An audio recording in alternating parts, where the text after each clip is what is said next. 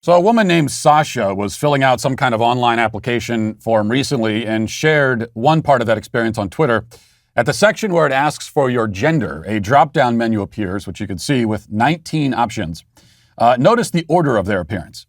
Agender, androgynon, bigender, demigender, gender fluid, genderqueer, pangender, transman, transwoman, two-spirit, gender not listed, declined to answer, non-binary, and then cis male and cis female. Now, if you're wondering, for some reason, demigender means somebody who is one gender, but not fully that gender. So perhaps a demigender is 82% man, and the other 18% is comprised of, other ingredients. Human beings now talk about themselves like whiskey connoisseurs might talk about the mash bill in a nice bottle of bourbon. Yeah, I'm 50% male, 20% female, 20% unicorn, and 10% rye. Pangender, by the way, is someone who doesn't connect with any particular gender. But isn't that the same as demigender and genderqueer and non-binary and gender fluid and agender? Aren't these all labels for the exact same thing, which at bottom is nonsensical in itself? Yes, of course. But in a culture where labels now take the place of personality, a person wants to accrue all of the labels they can. It's like the kind of stat padding that a football team might do in the fourth quarter when they keep throwing passes, even though they're up by 25 with 2 minutes left. They want to collect the stats for their own sake, just as the person in the leftist LGBT cult collects labels for their own sake. But the striking thing about this array of options is not what makes the list, but what doesn't. Notice what's missing. The options for man and woman, not there. These categories have been erased. Instead, Sasha, as a biological female, who knows that she is a female and identifies as what she is, has to settle with the term cis female. But cis is an invented term made up by the LGBT left with the express purpose of making normal men and women seem like one mere variation among an infinite array of equal, if not superior, options. By calling normal women cis, you're placing them within the LGBT framework. You cannot say the word cis male or cis female in a non-critical way without affirming every other gender identity, because cis exists in a universe alongside those others. Cis is meant to validate the other choices while marginalizing itself. The last point is made, the marginalization point is made in a not so subtle way by listing the cis options last, even though the list is alphabetical otherwise. So they went outside of the alphabetization system. There we go. In order to put cis at the bottom, because every other term there, it's all alphabetical, but we're going to put cis at the bottom, even though it starts with C. Kind of a visual representation of the LGBT identity hierarchy. Marginalize normalcy, make normal seem abnormal. That's the goal here. It's a goal that has already been accomplished, largely through the manipulation of language. As always, the manipulation is top down.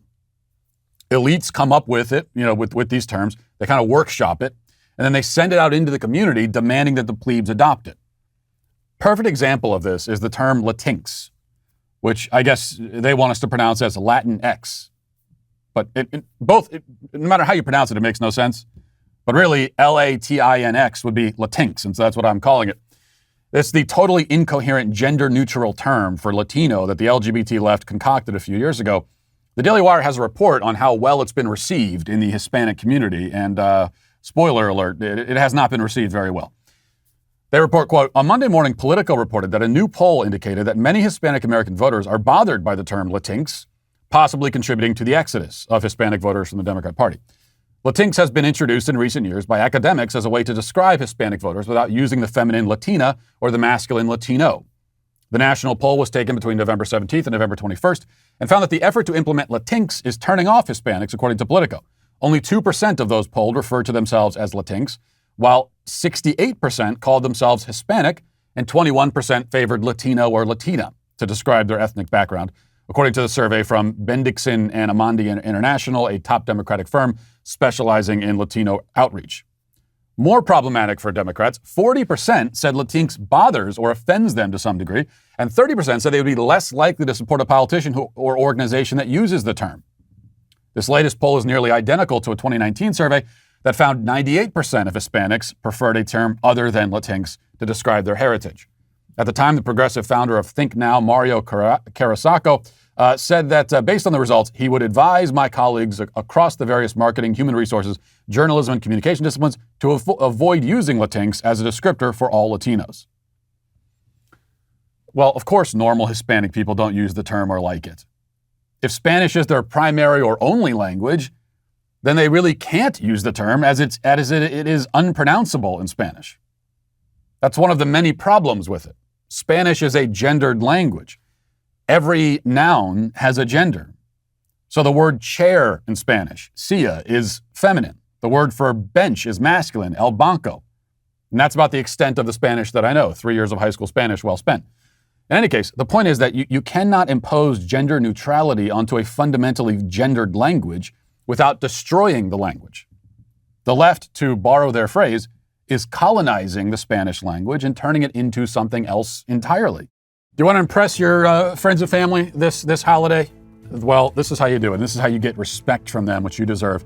You become a lord or a lady, which you can do with established titles.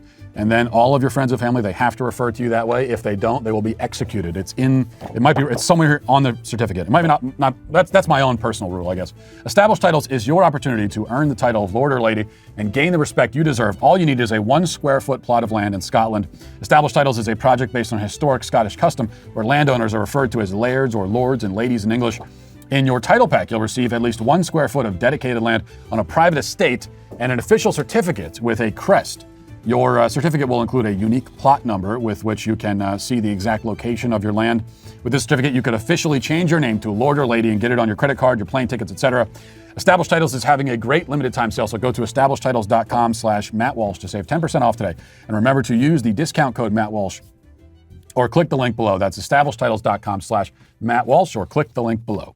So this goes beyond trying to bully Spanish-speaking people into using a new word. They're trying to bully them into a new language.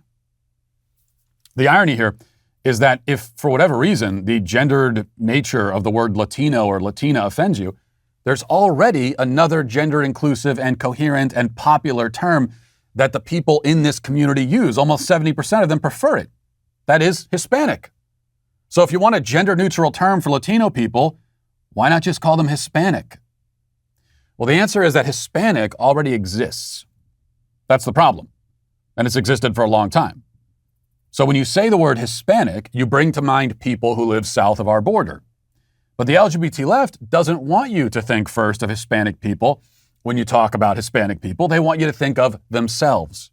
Everything and everyone must be defined by reference to themselves and their ideology. Through Latinx, they have essentially inducted the entire population of Central and South America, all 600 million of them or so, into the LGBT leftist camp. Normalcy is pushed further to the fringes.